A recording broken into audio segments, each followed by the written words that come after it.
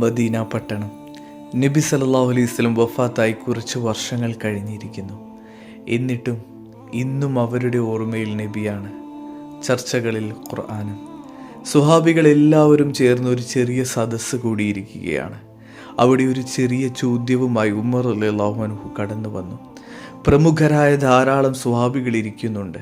അവരെ നോക്കി ഉമർ റളിയല്ലാഹു അൻഹു സൂറത്തുൻ നസ്ർ പാരായണം ചെയ്യാൻ തുടങ്ങി.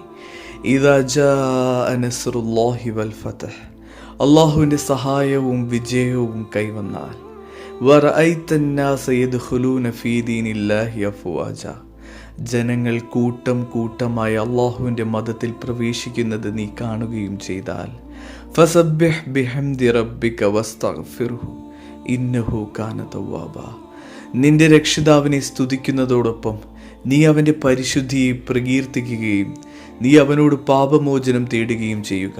തീർച്ചയായും അവൻ പശ്ചാത്താപം സ്വീകരിക്കുന്നവനാകുന്നു. ഉമർ റളിയല്ലാഹു അൻഹു ചോദിച്ചു, ഈ സൂറത്ത് റസൂലിന് ഇറക്കപ്പെട്ടതിനെക്കുറിച്ച് നിങ്ങൾക്ക് എന്തറിയാം? ഓരോരുത്തരും ഓരോ ഉത്തരം പറയാൻ തുടങ്ങി.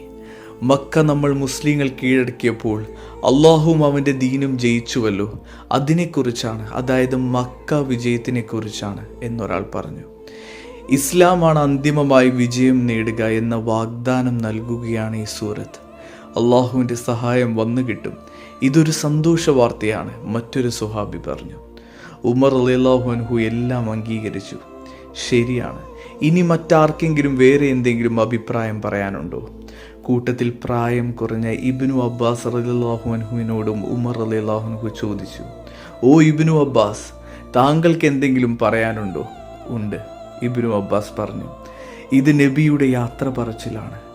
അള്ളാഹുവിൻ്റെ ദൂതർ ഈ ലോകം വിട്ടുപോകുന്നതിനെക്കുറിച്ചുള്ള അള്ളാഹുവിൻ്റെ പ്രഖ്യാപനമാണിത്. ഇബ്നു അബ്ബാസിൻ്റെ ഉത്തരം കേട്ട് ഉമർ റളിയല്ലാഹു അൻഹുവിൻ്റെ മുഖം തെളിഞ്ഞു. ശരിയാണ്, എനിക്കും ഇതേ അഭിപ്രായമാണ്. നീ എന്തുകൊണ്ടാണ് ഇങ്ങനെ പറഞ്ഞതെന്ന് വിശദീകരിക്കാമോ? തങ്ങളുടെ കൂട്ടത്തിൽ ഏറ്റവും ഇളയവനായ ഇബ്നു അബ്ബാസ് എല്ലാവരും ശ്രദ്ധിച്ചു നോക്കി. ഇബ്നു അബ്ബാസ് റളിയല്ലാഹു അൻഹു വിശദീകരിച്ചു, ഈ ഭൂമിയിൽ ഓരോ പ്രവാചകനെയും ഓരോ ദൗത്യവുമായിട്ടാണ് അള്ളാഹു അയച്ചിട്ടുള്ളത്. അള്ളാഹുവിൽ നിന്നുള്ള സന്ദേശം ജനങ്ങൾക്ക് എത്തിക്കുക എന്നതാണ് ആ ദൗത്യം. ഏൽപ്പിച്ച ഉത്തരവാദിത്വം പൂർത്തിയായി കഴിഞ്ഞാൽ പിന്നെ ഈ ദുനിയാവിൽ ആ നബിമാർ തുടരുന്നതിന് പ്രത്യേകിച്ച് പ്രസക്തിയില്ല. ജീവിതത്തിലെ ലക്ഷ്യം നിറവേറി കഴിഞ്ഞുവല്ലോ. പിന്നീട് അള്ളാഹു അവരെ ഈ ദുനിയാവിൽ നിലനിർത്തുകയില്ല, അതിൻ്റെ ആവശ്യമില്ല. ഇബ്നു അബ്ബാസിൻ്റെ വാക്കുകൾ ശരിയായിരുന്നു. സൂറത്തുൻ നസ്ർ അവതരിച്ചത് നബി സല്ലല്ലാഹു അലൈഹി വസല്ലമയുടെ മരണത്തെക്കുറിച്ചുള്ള സൂചനയായിരുന്നു. അവസാനത്തെ പ്രവാചകനായ മുഹമ്മദ് നബി സല്ലല്ലാഹു അലൈഹി വസല്ലം ഈ ലോകത്ത് പ്രബോധനം നിർവഹിച്ചു. പ്രയാസമുള്ള മക്ക കാലഘട്ടം കഴിഞ്ഞു. മക്ക വിട്ട് ഓടേണ്ടി വന്നെങ്കിലും മദീന അഭയമായി.